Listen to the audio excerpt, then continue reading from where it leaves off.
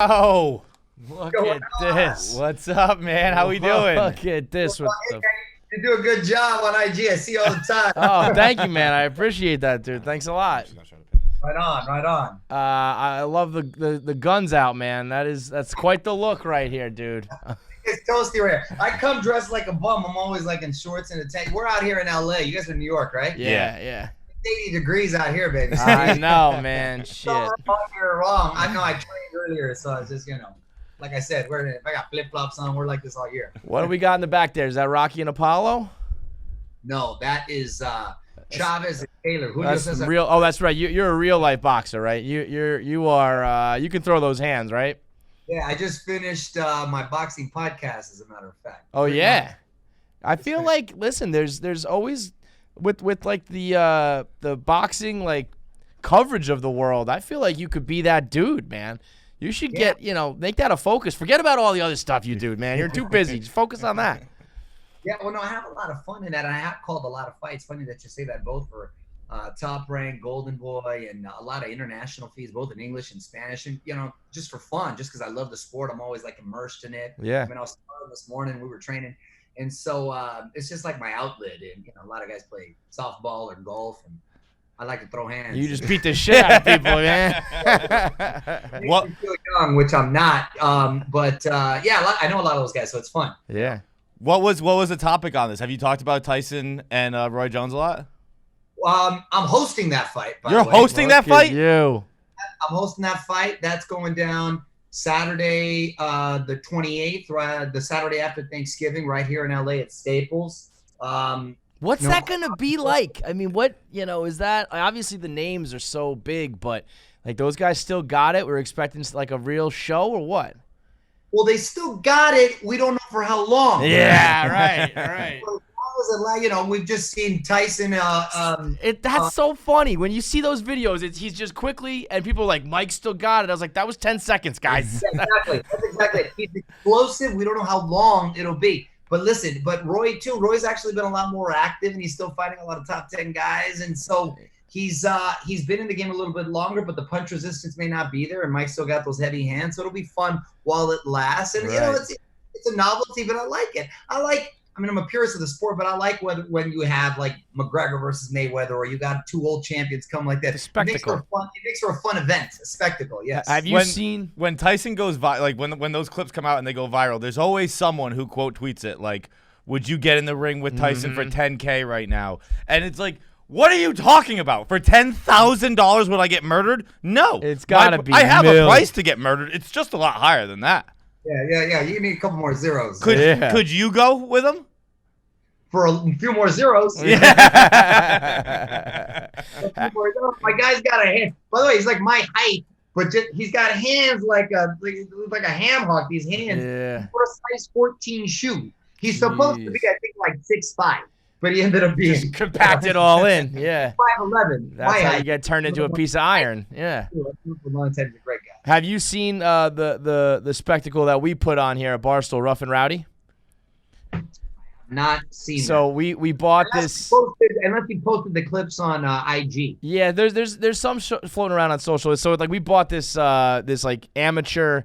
It's not even it's boxing, but it's amateur. Yeah. Tough man.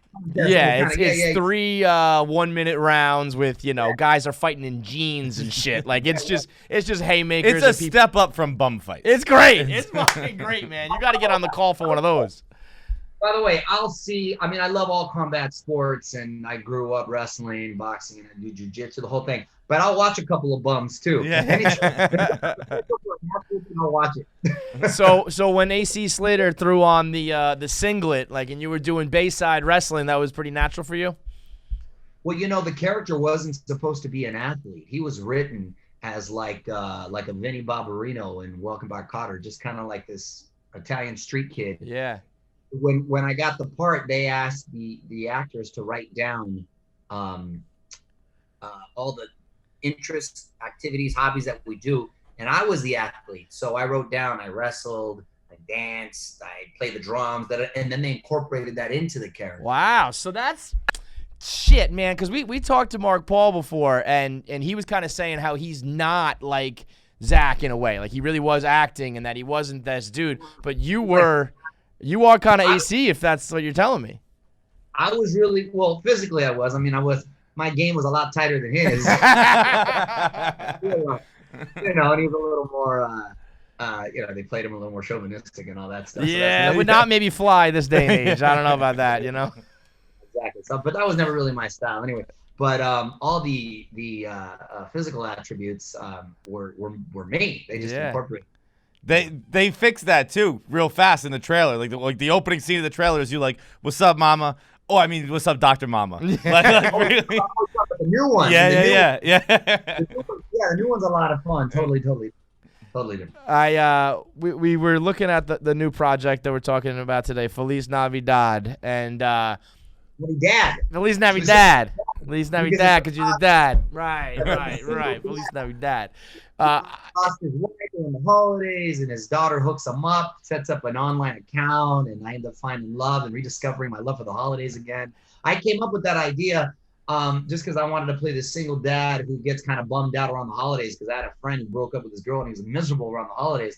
And I'm like, well, what if he finds love again, this and that? So it was the first project in this COVID era that was in production. So I feel like a COVID pioneer because we did that in Nevada. We turned that around pretty quick. That was the first one. And then Access Hollywood and all my other NBC shows, All Access and Access Daily, those were the first here on Lot Universal. And then the new Saved by the Bell was the first scripted show. So I've been busier than ever during this pandemic. Dude, you're on the forefront of everything. But I've had more shit up my nose with these tests. Every day I'm getting tested for... Bro, Mario, I'll tell you what, I didn't know where you were going with that sentence. Clarify it's a test of your nose, man. Like, I've been busy. I had to do a lot of stuff. You know what I mean. Yeah. We know you, man.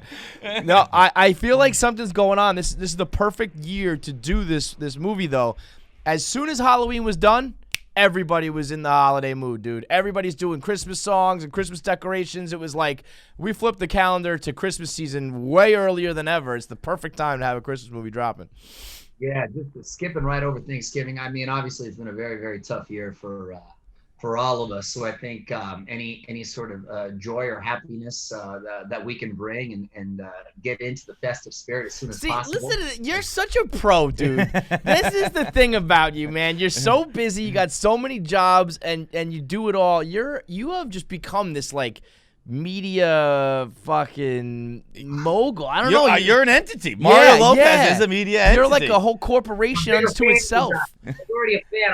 I'm a bigger fan of you guys already. I mean, I feel very blessed. I don't take it for granted at all, being a former kid actor, because so many turn out not doing what they want to do, or they've had it pretty rough. But a day doesn't go by that I'm not grateful for being as busy as I have been. I'm like literally on NBC 2 hours a day with Access Hollywood, Access Daily, and All Access. Then I got a nationally syndicated radio show in over like 120 markets. Now I'm doing this, this primetime show with Saved by the Bell again, and this Christmas movie, and we're getting ready to start this other one. So and then I got 3 kids, a wife, and 2 dogs at home. So balancing it all. I mean, I'm real hyper, so I like to keep busy and do a bunch of stuff, but I don't take it all for granted, because I know in this business everything can be a tent job and it can go away like that. I've said before that, like, with kid actors, if they get through the rough patch, that it almost feels like everyone has, they come out the other side as like kings. Like if you're looking at I say it about Shia LaBeouf, where he's like, he obviously had his hard times and he's just like, he's awesome now. Did you have a period where you were like kind of going crazy, so to speak? No, I had like excuse me, my parents are immigrants to this country, so I'm first generation, but they wasn't like one of those kids like I want to be in show business. I kind of just fell into it, to be honest. My parents didn't know anything about it. Shit, you fell pretty fucking hard, man. You fell right into it. Well, once I fell into it, then I was like, well, shit, this beat's getting a real job. This is cool. Yeah. But I've always liked people, and I like talking, and I read really well as a kid, and somehow all those things sort of manifested itself to get into entertainment. But I never had an attitude like, God, if I don't do this, I'm gonna die, or it's this or bust. But once I did commit to it, I had lulls and ups and downs just like anyone. I never really allowed myself to get really either beat myself up or get too depressed. I never got in any trouble because I had a pretty strict old man, and I never went down like bout with drugs or gotten in any kind of like real trouble like that. But yeah, there was definitely downs. I think just being open to doing a lot of things and trying to create your own opportunities and having an optimistic attitude. Like I said, okay, well, my mom put me in a bunch of classes. So I was like singing, dancing, acting, wrestling, boxing, doing like theater, all the stuff you could think of. And so I figured there are no rules. Why not do that? So that's why I'm trying to do a radio show, do a TV show, act and still do all this. So why not do it all? I got a question for you in the doing it all sense. And now you do all that, obviously. And I see on social a lot, you enjoy your tequila. How you do the drinking and the arms like that? Yeah. I know you got a book on it. I don't really read that often. Give me the clip notes. Like how does all right, so how often do you drink, let's say? Drinking. So anything, I always say, I don't do anything half-assed. So anything I do, so I like to work hard, but I like to play hard too. I'm not gonna lie. Now, so it's funny, we're talking about boxing, and my partner in the tequila company is Oscar De La Hoya. Heard of him. Excuse me. We've been friends for a long time. As a matter of fact, we're doing a documentary about him that I'm directing and producing too. But that's for another. So we decided to a friend of mine from Mexico who is into spirits kind of introduced me to this new tequila that we're working with out of Arandas, this place out there. And long story short, I tried it, and he said he was looking for some investors and people to kind of get on board. And I said, you know what, I've never done anything like this, and I'm pretty conservative with all that stuff. But I asked Oscar, I said, hey, dude, we both like to drink tequila a lot. I said, we're Mexican. We actually really like it. We can come from an authentic place and speak to it. Worst case scenario, we'll have a great fucking time. So why not? And then we just kind of got into it a couple years ago, and so far so good. It's been working out pretty well. And the spirits business is a tough business. It gets a little political, but now we finally made some big strides. So I think we're on our way. But to answer your question, I mean, we had like a little Halloween party this last over the weekend. And then, we throw any kind of kid parties, the adult parties, it just gets lit. And it was like an Easter egg combo with candy. And we went through about 15 bottles of tequila. Jesus Christ. And then I made a big sangria with, wine and fruit and all that. But I took 2 big bottles of tequila and put it in there. So everybody got twisted. We like to have fun. Like to have. So do you wake up and work out the next morning? Like, how do you deal with a hangover? Because you look like a guy who doesn't get them. Well, now I drink kind of straight tequila, and just for that's actually a really good question. And I'm not giving you a sell here, but when you get like some pure agave and don't fuck with like the sugary stuff in it, you won't wake up with a hangover. You might be tired, but you're not gonna have a hangover. And so, yeah, I usually get up. I don't feel like I woke up unless I busted a sweat or did something. You know what I mean? So I always kind of got to do something, get on my bike and watch a game or read or do something. So I got to do something to kind of feel like I woke up. Sweat it out is the advice that everyone gives you. I know. It's like, of course. It's just hard, Mario. Right. It's hard to just. You can sit in a steam room too. I'm a big fan of that. Yeah, that I could do better. Just sit there and sweat till you feel like you're almost going to die, but then you feel better. All right, that works. Did you ever feel like you were, like, when you were starting out, or let's say maybe when Saved by the Bell's wrapping up, I mean, did you have your eyes set on this? Like, did you think you were gonna be like a host of this and doing all the shit you're doing? Were you like, I'm gonna go get it, or were you kind of like, I just want to get another acting gig on TV, or maybe a movie will come my way? Or I had an epiphany when I worked with Dick Clark for a few years. Yeah, he's the king of that shit. Yeah, you got a Seacrest thing going on. You should fight him, man. You should fight Seacrest for supremacy. It's funny because I've known Seacrest for a long time. We used to live in the same apartment complex. Oh, shit. Yeah, right in Burbank. That was your chance. If you guys were living in apartments, you've known him for a real long time. Yeah. Nobody's doing apartments anymore. From Georgia. So yeah, no, I've known him a long time. Anyway, I worked with him, and he saw that I liked to, because I just started hosting shows. And I'm like a natural host because I like hosting parties at my house. I like hosting game nights. I just like making sure everybody's having like a good time. Everybody's got a drink in their hand. And I like to kind of entertain. And I'm like, well, shit, you get paid for this? You can do this? So I said, oh, that's cool. So I wanted to sort of focus more on becoming like the Latin Dick Clark, if you will. Yeah. And through that, I figured, again, going back to my mantra of there being no rules, then I can do. I can still act. I can still do like my Christmas movie. I can still do whatever the case. So, I've gotten to be on Broadway. I've written books. And this guy's an asshole. You're an asshole. Cut his mic off. That's enough out of you. Jesus, man. You make us feel bad about ourselves. It's crazy, though. Incredible amount of success. Yeah. A crazy amount of success, except what's up with the blue belt? Yeah. What are we Blue doing? belt in When karate. you roll out of bed, I was like, Or jiu-jitsu, you mean? yeah, I was I just started. bro, you started in 2017. You should roll out of bed and be a black belt. You're a wrestler, a boxer. You should be crushing it. Blue belt. I was crushing it, but guess what happened? Age caught up Yeah. with me. So Wait, hang on. Do you know how old he is? Did you look it up? Because Yeah, I know. I mean, you don't age.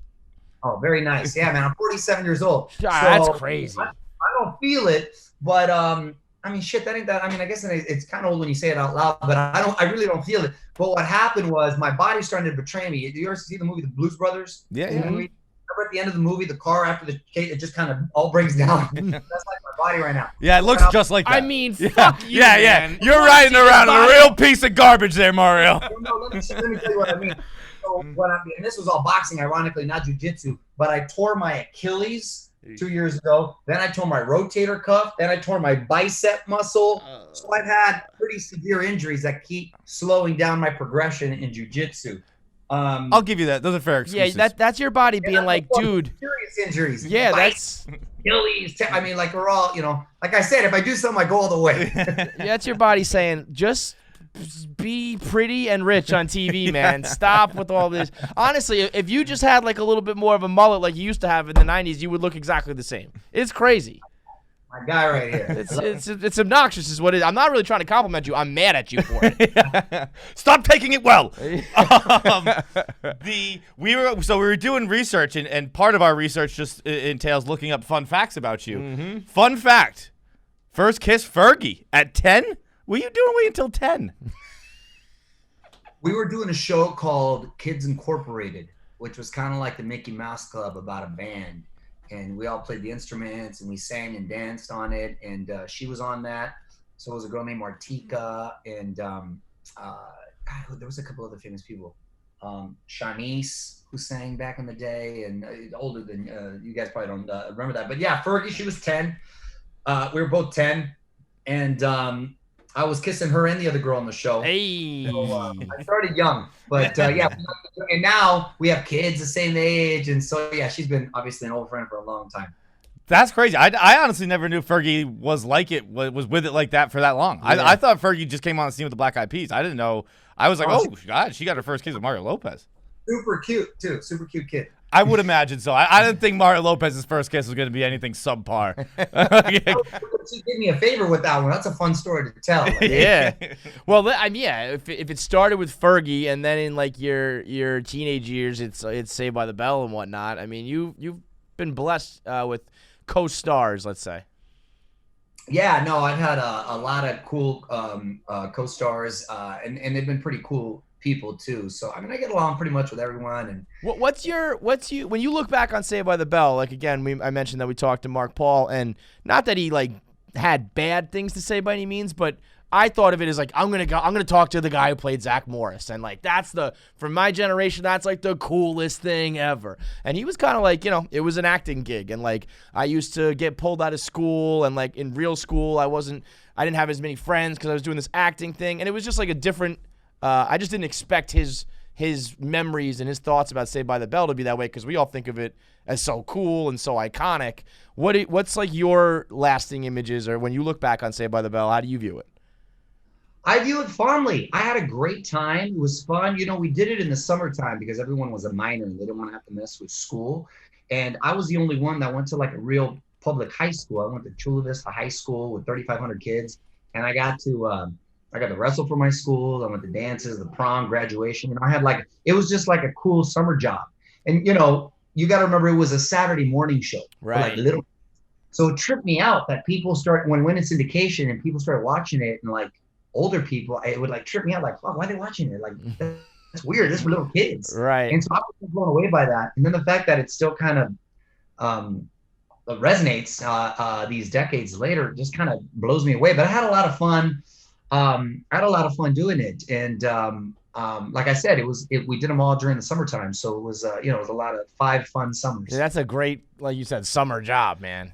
Hanging out with Kelly Capasco. I moved rocks. Yeah. just I had a boss who like it was a job that like my dad got for me from like at his friend's like dock, and it would just be like every day, just be like, hey, move that pile of rocks over here. It was like communist Russia, how they kept 99% employment rate. It's just like, yeah, move that rock, move that pile of rocks here. It was just the same pile of rocks. So I think you had a better go. Well, I had a couple of those summers too, though. One job you did turn down though, the appearance in Playgirl, $200K. Is what I read on the internet. Is that true? Shit, I don't remember that number. I might That's the part that I thought. I was like, this story's probably true. I don't know if that number is, because that's a pretty big number to turn down, dude. When I was younger, I remember they asked me a couple of times, but I was like, no, I'm good right now. And then ironically, I ended up posing, and I think it was People, not naked. Well, I was naked, but they covered it up all strategically and stuff to do like, I forgot what it was, for paying homage to something. But yeah, I ended up not doing the Playgirl, bottom line. All right, let me say this. I got a blank checkbook in front of me right now. What's the number? I got $200K written on a piece of paper. You can either fight Tyson or pose in Playgirl. Which one are you doing? Fight Tyson or pose in Playgirl? Yeah. I mean, I probably have to run it by the wife if she had an issue with it. If she wasn't, listen. I'm not trying to get the face cracked in. Or I could take a dive. No. I'm very pro. Just let me know if you're gonna do it, because I gotta throw a couple bets in here. But I'm pro dive if you want to go that way. You're pro dive. Yeah, I gotta check in with the missus at home. If the wife is all good with it, you be confident of putting it all out there for Playgirl? I mean, I don't know how good of a look that'd be right now as a father of 3. I mean, again, dude, you'd be fine, bro. You'd be fine. Fortunately, I don't need to make that choice. We're going to throw a couple more hypothetical questions your way real quick. We got a game called Answer the Internet here, similar to kind of what we just asked you. These are questions, that we've thrown at our guests or listeners throughout the years. So I'm going to start you off here. If you could make any 2 people fight in a no holds barred match, cage match, who would you pick? Any 2 people, like fighters, or we're assuming like celebrities? Anybody You could want. do a fighter and someone you don't like. You could do You could do anyone. Yep. Fight. Or 2 boxers, or like your dream matchup, Biden fight. A Trump and Biden fight? There you go. Yo, they almost had it already. I think they were like talking about having a push-up contest with each other. Dude, they'd both legitimately just die. Whoever wins is president. It would probably be better than the debates. Just let those 2 old guys roll around for a little while, whichever one doesn't die. That's the first thing that came to my mind. There you go. All right, what would your awkward Jeopardy interview story be? And now I have 2 in mind for you, but I want to hear what yours is. Wait, awkward. Like when they come back from commercial on Jeopardy and they're like, "Let's meet the contestants," and they always have like some goofy little like tidbit story. What would you tell? Sure. I mean, you've got a lot to pick from, man. You've got a lot of good ones. I'll give you the 2 I was thinking of that I know about you that would make a pretty interesting story. One, you almost overslept in an interview with Barack Obama, and that's true. And 2, involves a Pirates of the Caribbean ride at Disneyland. Hey. Both are true. So let's talk Obama first. We'll get into Pirates of the Caribbean in a second, but people don't know.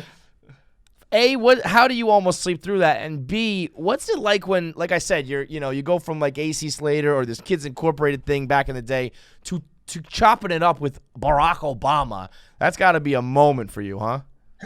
Yeah, I mean, that's a great thing about doing my job, getting to talk to all these amazing people. I'm a big fan of entertainment, so I get excited when I talk to people from certain TV shows, movies, what have you, from music that I admire. Sometimes it bleeds over into politics. So I've gotten to interview President Bush, President Obama, President Trump a whole bunch of times, ironically, before he was president. And then after, right, of course. Because of the Celebrity Apprentice or what have you. But the reason the Obama thing happened, I was staying at a hotel and my phone had died and I didn't have my charger because my buddy was in the other room. So I called, you call down, hey, I need to wake up and give me a follow-up, whatever it was, 7:15.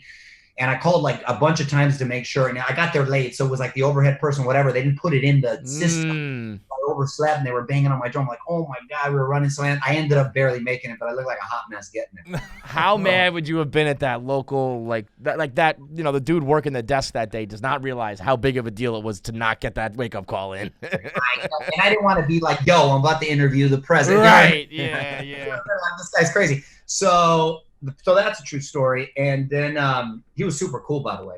Yeah, he seems like a cool cat. Super cool and gracious with his time. And then the other one? And you bang somebody on the Pirates of the Caribbean. When you're a teenager, you try to do it wherever you can, Bro, right? that's what I'm jealous of. I don't think I've never really done it in public, and doing it on the Pirates of the Caribbean ride is legends. I mean, that's crazy. Pirates of the Caribbean, first of all, is a very long ride. Second of all, it's very, very dark in there. And then when it wasn't crowded, sometimes they give you your own boats. And that's what I was wondering. So you were alone. It wasn't like you were right next to it was like people right there. That would have been next level. Put on a real show for everyone. Like, oh, you think an animatronic Jack Sparrow's cool? Watch this. About to watch AC Slater. Fuck. What else? What would be 2 examples of your living hell? My living hell? Yeah. Like things where you're just like, this get me out of here. Every time, whenever I don't get to eat, it's like a living hell. Okay. Yeah, we were just saying the other day how like addiction gets a real bad rap, but I'm just straight up addicted to food. Every day I need it. If I don't get food, I go through withdrawals. I'm a big foodie, so if I get pretty hangry. What's your death row meal?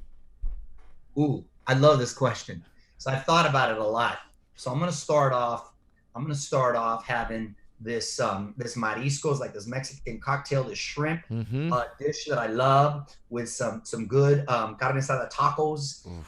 After that, then a big bowl of this particular pasta that I like from this certain restaurant. I'm really, you're gonna die. So yeah, with some fried Oreos at the end. Yeah, so I don't know why all those little things, just like when I'm craving, I get cravings for all those different little things. So I'm like, fuck it, I'm gonna have it all. You are a foodie because you just went into the zone, dude. You started looking down. You were like visualizing that meal, man. You went in. Yeah. Okay, if you could open a school of life to teach actual valuable things, what would the first class be? First class would be finance and how to monitor your resources and I don't think we're not taught at all, especially in the public schools that I grew up going to, the importance of money. I think sometimes people are either embarrassed or ashamed or don't want to talk about it, or they find it taboo. But I think you need to we need to educate people on the value of money in of itself and how to budget it and how to balance a checkbook and how to pay a bill and those sorts of things that are just applicable in life, and simple things like that I think could be very very useful. Cash rules, man. Cash rules. Got to know how to handle your money. And not for you anymore. You got too much of it. You don't have to worry about it. Yeah, I heard the best way to handle it is to give me some. Yeah. Hey, That's what my financial advisor told me. He said, ask celebrities for money. That's the best way. I had a running thing I used to do with all my guests. I kind of fell off. I think I'm going to reinstate it with you now. Can you give me $50,000? I used to just ask every guest for $50K. Maybe it'll work one day. What do you think? You know what? If you were a candidate in a political field that needed a contribution, you have my confidence. I would contribute it in that. It's funny you say that. I'm running for a local spot in my neighborhood. Yeah. Council. Yeah. All right, last question here. Would you rather give up, the world has to give up, all sports or all women? Well, I'm married now, player. So. Well, no, but then you know what? Like, she's gone too, bro. Oh, she's gone too? I don't know. All women. I'm just thinking on my feet here. Oh, man. Well, hey, you know what's funny is that during this time, especially, and obviously I love sports, but during this time with the pandemic and everything, you kind of got used to not having sports for a minute. Yeah, right. And so you're like, whoa, so life does go on. Right, yeah. I don't like it as much. But I think you can acclimate. Without women, life would be tough. Yeah, it's not, how can you go on the Pirates of the Caribbean without a girl? You know what I mean? Zack, I got 2 boys now, so now I gotta, you know. And then they're good-looking boys, so I gotta get them prepared. You gotta keep them from Disneyland. Get them those annual passes. Well said, man. We really appreciate the time, dude. The new movie is Feliz Navidad. We've got the November 23rd on Lifetime. We've got the Saved by the Bell reboot, Access Hollywood, Access this, Access your mother, Access everything. What's everywhere. your tequila's name? Casa Mexico. Casa Mexico. Drink the booze, watch the shows, and I'm gonna go home. I'm gonna get a bottle of Casa Mexico. I'm gonna get an ab roller, and I'm gonna be Mario Lopez by the next day. I'm gonna do that egg challenge I saw you doing. There you go. Adrian Gonzalez challenged me to that. Yeah. That's right. Hey, that's me in a nutshell right there. Abs and tequila. Pretty good market to corner, Mario. I meant like working out in tequila. Thanks a lot, man. Much continued success. All right. Thank you so much, man. Have a good one. Listen, if you made it this far into the video, Which is far. Like, no one ever does that on the internet. like it's the end. You made it to the end of the video. full fucking video You you watched did. the whole thing. So if you liked it and you watched the whole thing, why don't you subscribe? It means you like us. Click the subscribe button, because if you don't, I'm gonna fucking murder John. And I'm gonna like it. Kill him with my bare fucking hands. Yeah. And if you weren't sold on this video, there's plenty more. Watch what's next up and then subscribe. But just subscribe so I don't have to fucking kill him. Well, I don't know. Do what you want, but subscribe. Probably.